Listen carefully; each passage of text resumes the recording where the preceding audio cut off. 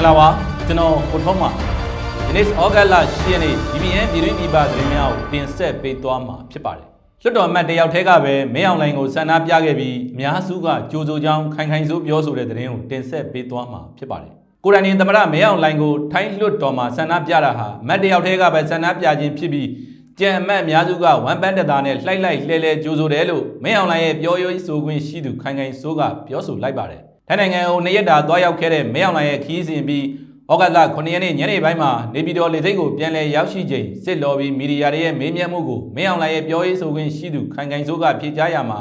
အထက်ပါတိုင်းထဲသွင်းပြောကြားခဲ့တာပဲဖြစ်ပါတယ်။ထိုင်းလွှတ်တော်အတွင်းမင်းအောင်လှိုင်ဆန္ဒပြခံရတာနဲ့ပတ်သက်ပြီးခိုင်ခိုင်ဆိုးကဖြစ်စဉ်ဖြစ်ခါစားသူတို့မသိခဲ့ပဲအွန်လိုင်းဗီဒီယိုတွေပြန့်နှံ့လာမှသာသိရကြောင်းဆိုပြီးထိုင်းနိုင်ငံဟာဒီမိုကရေစီကိုအပြည့်အဝကျင့်သုံးတဲ့နိုင်ငံဖြစ်တာမို့ခုလိုဆန္ဒပြတာဟာသူ့လွတ်လပ်ခွင့်ကိုသူထုတ်ဖော်ပြသခြင်းဖြစ်တယ်လို့လည်းဆိုပါတယ်။ဒါတင်မကသေးပဲအခုလိုဆန္ဒပြတဲ့သူဟာမတ်တယောက်ထဲသာဖြစ်ပြီး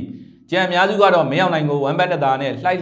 လဲကြိုးစိုးကြတာမို့ခုဆန္ဒပြတော့ကိုသူသဘောသူထုတ်ဖော်တယ်လို့သာမှတ်ယူထားကြောင်းခိုင်ခိုင်ဆိုးကဆိုပါတယ်။ဒီမိုကရေစီစနစ်ရဲ့အနှစ်သာရကလည်းဒါကလွတ်တော်မတ်တရောပြည်သူပြည်သားတွေရောအားလုံးဒီ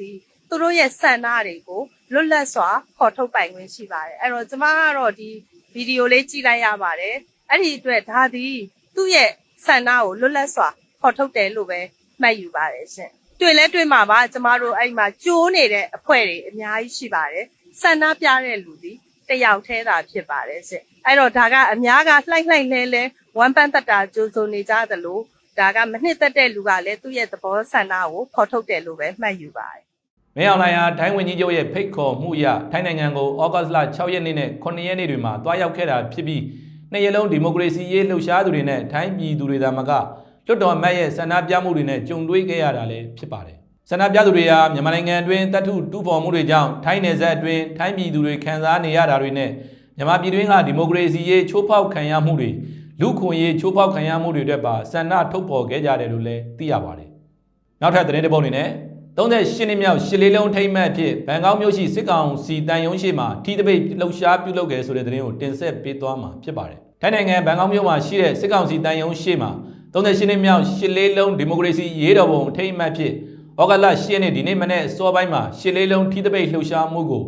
ရန်ကုန်လူထုတပိတ်မှမြန်မာပြည်သူတွေနဲ့အတူပူးပေါင်းဖော်ဆောင်ခဲ့ကြောင်းရန်ကုန်လူထုတပိတ်ကထုတ်ပြန်ထားပါတယ်။ဆိုပါလှုပ်ရှားမှုအတွင်းရှစ်လေးလုံးရေးတော်ပုံရဲ့သင်္ကေတဖြစ်တဲ့ရှစ်သင်္ကေတတွေနဲ့အနီရောင်ထီးတွေကိုအသုံးပြုခဲ့ကြတာပါ။ဒါဟာ1988ခုနှစ်မှာပြည်သူတွေရဲ့ဒီမိုကရေစီနဲ့လွတ်လပ်ခွင့်အတွက်တောင်းဆိုခဲ့တဲ့စိတ်ဓာတ်ဟာ38နှစ်ကြာပြီးတဲ့နောက်ဒီနေ့ဒီချိန်ထိဆက်လက်ရှင်သန်နေကြောင်းဖော်ပြခဲ့ကြတာပဲဖြစ်ပါတယ်။နောက်ထပ်တင်ဆက်ပေးမယ့်သတင်းကတော့နိုင်ငံတကာသတင်းစီစဉ်ပဲဖြစ်ပါတယ်။ကြောင်တွင်ပြစ်ခတ်မှုဖြစ်ပြီးနောက်တနက်ဥပဒေသစ်ပြဋ္ဌာန်းမယ်လို့နုတင်ဂရီပြုတယ်ဆိုတဲ့သတင်းကိုတင်ဆက်ပေးသွားမှာဖြစ်ပါတယ်။ဘန်ကောက်မြို့ပြင်နားကအနည်းဆုံး10ယောက်သေဆုံးခဲ့ရတဲ့ပြစ်ခတ်မှုဖြစ်ပြီးနိုင်ပိုင်းတွင်းမှာပဲရှေ့တောင်အာချမှာတနက်ကင်ဆောင်မှုအများဆုံးဖြစ်တဲ့ထိုင်းနိုင်ငံရဲ့ဝန်ကြီးချုပ်အနုတင်ချန်ပီယာကရူးကတနက်ထင်းချုပ်ရေးဥပဒေသစ်တစ်ခုပြဋ္ဌာန်းသွားမယ်လို့ဩဂတ်လ9ရက်နေ့မှာဂရီပေးပြောကြားလိုက်ပါတယ်။နုတင်ဟာပြည်ထရေးဝန်ကြီးဖြစ်ခဲ့တုန်းကလည်းတနက်ဥပဒေတွေကိုတင်းကျပ်ခဲ့ပြီးအခုအခါမှာတော့အများပြည်သူတနက်ကင်ဆောင်ခွင့်ကိုကန့်သတ်မဲ့ဥပဒေကြမ်းကိုတင်ပြသွားတော့မှာပါ။ဥပဒေသစ်အရတာဝန်ထမ်းဆောင်နေတဲ့အစိုးရတာဝန်ရှိသူတွေကိုပဲတနက်ကင်ဆောင်ခွင့်ပေးတော့မှာပါလို့ဩဂတ်လ10ရက်နေ့ကသတင်းတောက်တွေကိုပြောပြခဲ့ပါတယ်။ဒါပေမဲ့တနက်ပိုင်ဆိုင်ခွင့်စီးမြင့်တွေကိုပါ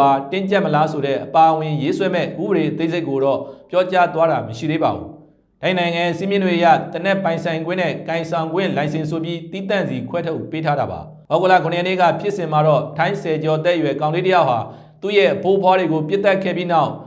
်နွန်တဘူရီခရိုင်ဘန်ဂရူးအိုင်မှာရှိတဲ့ဒေဗီရီစင်နွန်တရီဘူရီကျောင်းမှာအနည်းဆုံး9ယောက်နဲ့မိမိကိုယ်ကိုပြန်ပြစ်တက်သေဆုံးသွားခဲ့တာပါ။ Small M စာပေအဖွဲ့ရဲ့2019ခန့်မှန်းချက်အရထိုင်းနိုင်ငံမှာရက်သားတွေလက်ထက်မှာတနက်ပေါင်း10.3 သန်းလောက်ရှိနေပြီးဒါဟာလူတရာမှာတနက်15လက်လုံးရှိနေတာမို့ဒီဒေသမှာအမြင့်ဆုံးပါပဲ။အဲ့ဒီထဲကမှ6တန်းကျော်ကတရားဝင်မှတ်ပုံတင်ထားတာဖြစ်ပြီးကျန်တဲ့4တန်းလောက်ကတော့တရားမဝင်လက်နက်တွေဖြစ်တယ်လို့ဂျနီဗာခြေစိုက်အဖွဲ့အစည်းကခန့်မှန်းထားပါတယ်။ထိုင်းနိုင်ငံမှာကျောင်းတွေဈေးဝယ်စင်တာကြီးတွေနဲ့2022ခုနှစ်ကရှေ့မြောက်ပိုင်းမှာကလေး22ယောက်အပါအဝင်36ယောက်သေဆုံးခဲ့ရတဲ့ပြစ်ခတ်မှုတွေအပါအဝင်အစုလိုက်ပြုံလိုက်ပြစ်ခတ်မှုတွေခဏခဏဖြစ်လေရှိပါတယ်။ယနေ့ဩဂတ်လ10ရက်နေ့ BBN ပြည်တွင်းပြည်ပသတင်းများကိုတင်ဆက်ပေးသွားတာဖြစ်ပါတယ်။မိဘပြည်သူများကျမ်းမာရွှင်လန်းကြပါစေခင်ဗျာ။